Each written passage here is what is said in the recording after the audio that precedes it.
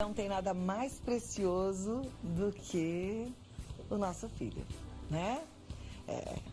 Isso aí é a herança de Deus. A gente precisa ter esse olhar e essa responsabilidade para eles, com eles, né? E por eles. E o mais legal é o seguinte, de repente você já tem filhos adultos, você presta atenção no nosso tema de hoje, porque você também pode aproveitar todas as dicas para passar para os seus filhos, né? Para usar como vó e como vô, porque a gente vai falar de educação. E a educação dos filhos, gente, é uma das tarefas mais árduas para os pais. E a gente vive em tempos tecnológicos e aí as crianças recebem um monte de informação ao mesmo tempo, muito difícil colocar limite, as crianças parecem que estão difíceis, né? Elas sabem tudo, elas querem tudo e a criança não aceita muitas vezes ser controlada.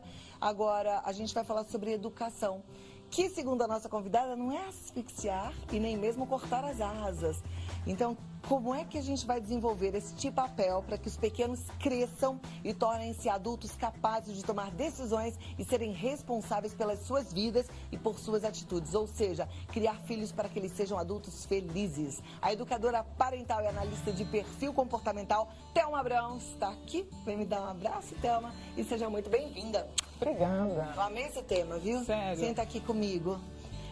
Tão importante a gente parar para pensar nisso, né? Seria maravilhoso se todo mundo pensasse nisso até antes de casar. Com certeza. Eu acho que é uma educação básica, né, para quem pensa em ser pai e mãe. Eu sempre falo que para a gente ser pai e mãe, a gente tem que estudar.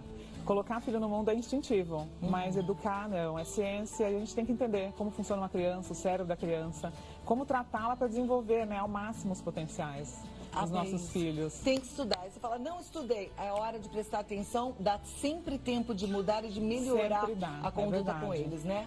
Quanto mais cedo a gente começar, melhor, né? Porque muitas vezes os pais acham, mas é filho muito pequeno, não entende nada. Mas entende sim.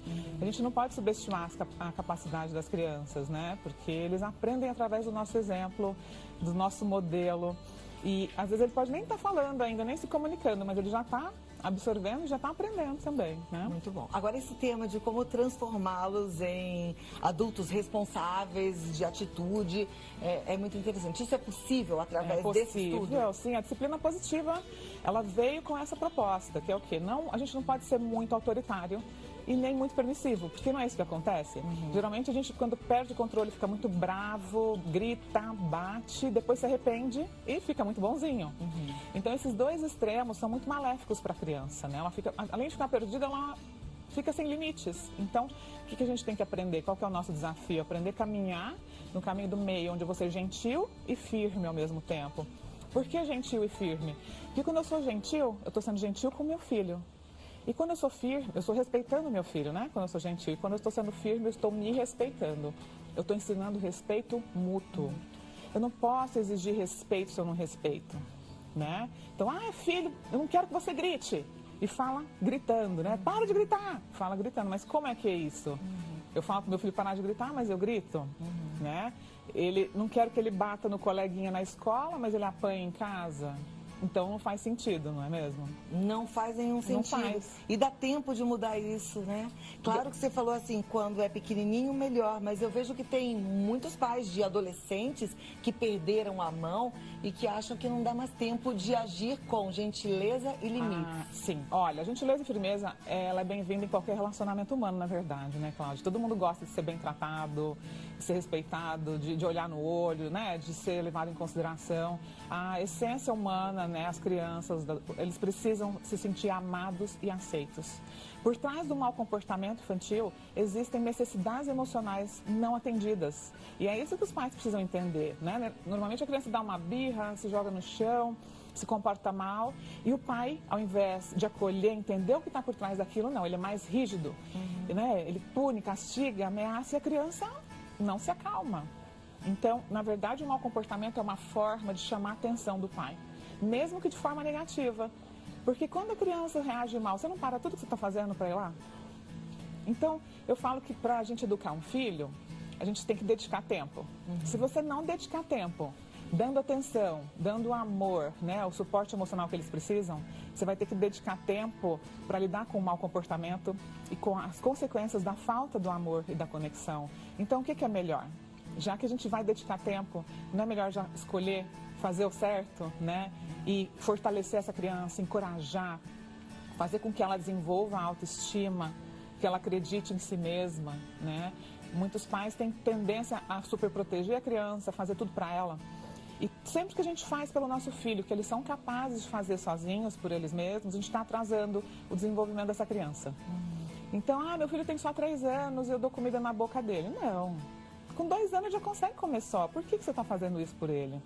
Quando a criança entende o senso de capacidade que ela tem, quando ela se sente útil, ela começa desde pequenininha a colaborar, a contribuir em casa. Ela começa a desenvolver a autoestima, a se sentir capaz, né? Então é diferente de quando uma criança de 3 anos que ela pode tomar banho com a própria roupa, sentir que ela é capaz de fazer isso, e a mãe não, né? A mãe às vezes não deixa, ela quer vestir a roupa do jeito que ela gosta, né? Então é bom dar opções, filho. A filha às vezes quer escolher a roupa, a mãe não deixa. Tá aqui, tem a rosa e tem a azul. Qual você prefere? Dá opções para a criança fazer a escolha, né? Isso tudo é encorajamento, é empoderamento da criança. Agora, né? a criança hoje em dia, até falei isso ainda há pouco, né? Ela tem muita informação. E eu já me lembro na época que a minha filha era pequenininha, eu dava 2 opções e ela lembrava de tudo que ela tinha no armário. Ela falava, não, eu não quero essa, eu quero aquele e o outro, que não era parte dessas 2 opções. Certo. E era complicado. Eu sei que tem muitas mães que lidam com esse problema e acham isso complicado. A gente deixa a criança sair como ela quer? Na verdade, isso acontece, é muito comum até os 4 anos, né? Que os 2 anos é a pior fase, que a gente chama os terrible 2, que é a fase, assim, os terríveis 2 anos, né? E não é porque a criança é terrível. Na verdade, é uma imaturidade neurológica. A criança não consegue ouvir o não, ela não sabe lidar bem com o não. Porque ela aprendeu a andar, ela domina o próprio corpo, ela está descobrindo o mundo. De repente, a mãe e o pai, tudo é não. Não pode pôr a mão aqui, não pode fazer isso, não pode fazer aquilo. Ela fala, não posso, né? Eu quero experimentar, quero viver. Então, é importante o pai entender que isso faz parte do desenvolvimento do cérebro infantil. Aliás, tem um livro que chama O Cérebro da Criança, fantástico, escrito pelo psiquiatra americano Daniel Siegel, que eu recomendo muito para os pais que têm crianças até aí 10 anos, para entender essas fases. Então, isso é autoafirmação. A criança, ela realmente pode querer para contrariar, para provar que ela que está mandando. Essa questão da disputa pelo poder, a gente também precisa compreender. Isso é do ser humano. E aí, nessa hora, qual que é a melhor conduta? Então, quando a gente se conecta com o filho de uma forma positiva, quando você dá atenção de qualidade que esse filho precisa, quando ele se sente amado e aceito, né, que é a primeira necessidade emocional básica da criança, ela tende a colaborar muito melhor. Se a sua relação estiver muito bem com o seu filho, ele não vai ficar fazendo coisas só para chamar atenção. Então, pode ser questão de imaturidade.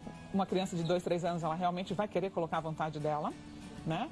E se for um pouco maior, pode ser porque ela não se sente aceita, então ela começa a ficar rebelde, disputa de poder.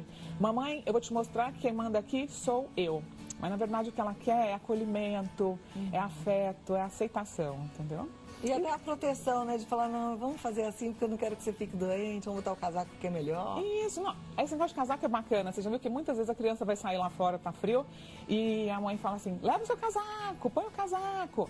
E uma das coisas que a gente aprende, né, na hora que você vai colocar a disciplina positiva em prática, é ensinar o seu filho. Você faz perguntas pro seu filho em vez de ficar dando ordem. Em vez de falar, coloca o casaco e vai lá fora que tá frio, põe o casaco, você pergunta, filho, o que é mesmo que você tem que fazer para não sentir frio lá fora? Deixa a criança entender o que ela precisa, né? E se ela não quiser colocar o casaco? Vai passar frio. Você tem que ensinar ela a lidar com as consequências da escolha dela, porque não é isso que acontece com o adulto. Quando a gente erra, a gente não tem que lidar com as consequências da nossa escolha, né? Se você começar a faltar no seu trabalho, vão te mandar embora, não é a consequência? Se você não é fiel ao seu marido, você vai separar? Então, desde criança a mesma coisa. Você tem que deixar essa criança lidar com as consequências da escolha. Lógico que vai depender da idade, né? Você não vai deixar seu filho correr risco de vida, né? Cair numa piscina, não é isso. Mas, por exemplo, sua filha está indo para o balé, toda terça e quinta tem balé. E você tem que ficar lembrando dela levar a sapatilha. Põe a sapatilha na mochila, pega a roupa do balé. Se ela já tem idade para entender o que é 2 dias da semana, o que é o horário do balé, você não precisa mais ficar pedindo para ela. Filha, terça e quinta, às 5 horas, tem balé. O que mesmo que você precisa fazer? Eu preciso pôr minha roupa na mochila. Perfeito. E o que vai acontecer se você não colocar a sua roupa na mochila? Deixa ela lidar. Esqueceu, vai chegar lá e não vai fazer balé. Da próxima vez ela lembra. Ela vai lembrar. Exatamente. Muito bom. Para isso, acho que os pais realmente precisam estudar e treinar. E ter muita Falamos paciência. juntas. Treino. Com certeza. Dá 2 minutinhos, Thelma, eu volto aqui já, Combinado. tá bom? Tá E eu vou ótimo. liberar para você que está em casa participar também. Pode mandar sua pergunta. Agora eu volto aqui com a Thelma. Ai, já deu tempo da turma em casa perguntar, porque esse é um assunto que chove de pergunta. Todo mundo gosta de aprender sobre educação. É um desafio para todo mundo. É né? isso que você falou, é um desafio, né? Porque a gente sabe, mas é difícil colocar em prática. Porque a gente traz um jeito de educar que a gente aprendeu Lá só atrás. de olhar lá atrás. Exatamente. Ontem eu conversava isso com meu marido, né? Eu falava, por que a gente faz da casinha da gente a casinha parecida com a dos nossos pais? Se a gente É isso. sonhou em fazer uma casinha diferente, Porque é né? o modelo que você conhece. A gente segue esse modelo, né? Então, como é que os nossos avós foram educados, os nossos pais, né? Isso vem lá de trás. Então, apesar da gente ver que não funciona, porque não funciona, não é? Não é assim, o menino, você vai dar um tapa nele, dá uma chinelada, ele começa a crescer, não doeu, bate mais forte, começa a te desafiar. Então, quer dizer, não funciona. Não, eles né? repetem até o que a gente fazia. Exatamente. Né? A criança que era desse jeito, o filho vai fazer igualzinho E também. aí o filho vai ficar adolescente, como é que você vai lidar com ele? Você vai bater nele? A gente tem que aprender a educar de uma forma que quando a criança virar um adolescente e se afastar do pai e da mãe, ele saiba o que é certo e o que é errado. Você tem que confiar que ele vai ter capacidades, habilidades de vida para fazer o que é certo mesmo longe da gente. E quando a gente bate, a gente está ensinando através do medo, né? Ele não vai fazer o que é certo porque ele entendeu o que é certo, ele vai te obedecer porque ele está com medo. Então, essa é a diferença entre usar a disciplina positiva e essa educação tradicional, né? Punitiva, que castiga. Perfeito. Você falou de adolescência, né? Essa fase de distanciamento faz parte. Né? Faz parte, é natural. E olha, eu vou te falar uma coisa. Depois que a gente se torna um adolescente, a mãe e o pai têm que entender que você não vai conseguir mandar na vida de um adolescente. Ele formou a personalidade, né? Lógico que ele vai precisar de orientações, vai precisar de um norte, você está ali para isso. Mas você não pode chegar para ele e falar, você vai fazer faculdade disso. Você vai namorar aquela pessoa, você, né? Isso não vai vai usar funcionar. essa... Não vai. E se você fizer isso, seu filho vai se afastar de você. Imagina que você está dirigindo um carro e o teu filho está dirigindo esse carro, que é a vida dele, quando ele é um adolescente. E você, o pai e a mãe, você é convidado a sentar nesse carro, no banco de passageiro, e aceitar o caminho que ele quer seguir. Se você falar, sai daí que eu quero dirigir esse carro, seu filho vai se afastar de você. Então, por isso que é tão importante na primeira infância a gente desenvolver essa relação positiva, com vínculo, com conexão, com confiança, para a criança ter abertura quando chegar na adolescência, para se comunicar, para se abrir, para falar o que sente. Maravilha. Tenho aqui algumas perguntas. A Vera de São Paulo, ela diz, estou assistindo, gostaria de saber se o menino de 3 anos compreende o que a gente fala. Sou mãe de primeira viagem. Meu filho é muito rebelde e estressado quando é contrariado. Ah, sim. Com certeza ele entende tudo, né, que a mãe e o pai falam. A questão da rebeldia tem a ver com a fase neurológica da criança, né? 2, 3 anos, a criança realmente tem muita dificuldade com a frustração, mas ela precisa tirar tempo de qualidade para brincar com ele, se conectar com ele. Quando ele começar a dar birra, se comportar mal, gritar, em vez dela reagir mal, ela precisa respirar, se manter calma e entender que esses são os momentos que ele mais precisa do amor e da empatia da mãe e do pai, né? Então, abaixa na altura do olho dele. Filho, a mamãe te ama, mas isso que você fez não é certo, é assim, assim, assim. Explica, né? E não adianta querer explicar também na hora que a criança está lá gritando, chorando. Acolhe, deixa ela se acalmar e em seguida você passa o recado que você precisa passar. É um desafio se manter calmo, mas lembra que a gente está sempre espelhando um modelo? Então, se o meu filho chora, eu fico mais abalado e grito também, eu não estou ajudando ele a aprender o autocontrole. Verdade. Né? Perfeita colocação. Ai, bom a gente aprender com quem sabe, né? Ó, próxima pergunta. Meu filho fez 10 anos e tem autismo. Nunca o superprotegi por causa da sua condição. Só respeito a limitação dele. Ele não gosta de matemática e isso está afetando a parte emocional dele. Gostaria de saber se podemos apresentar a matéria de uma forma melhor para quebrar esse medo da matemática. Beijo, Cláudia, parabéns. Beijo, Isabel Estrela de Salvador.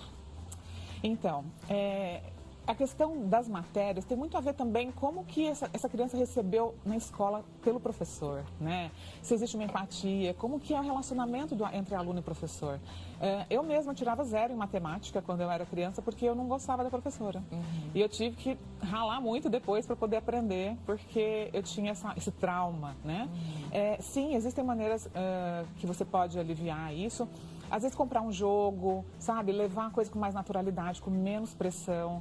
Porque tudo que a mãe coloca uma lupa e fica olhando como um problema, realmente se torna um problema.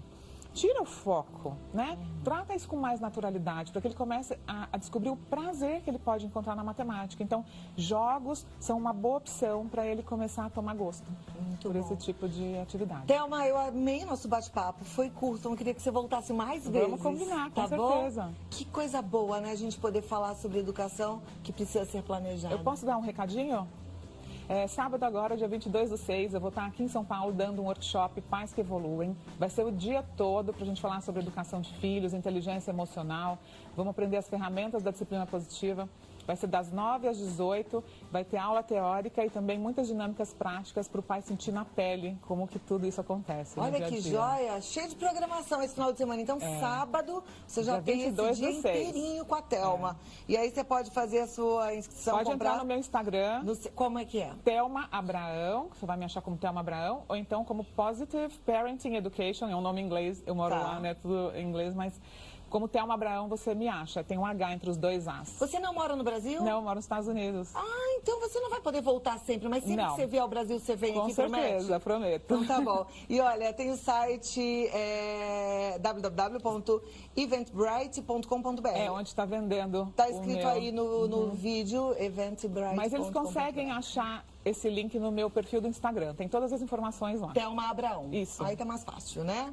Muito obrigada. Obrigada a você, querida. Parabéns, sucesso e até a próxima. Até a próxima.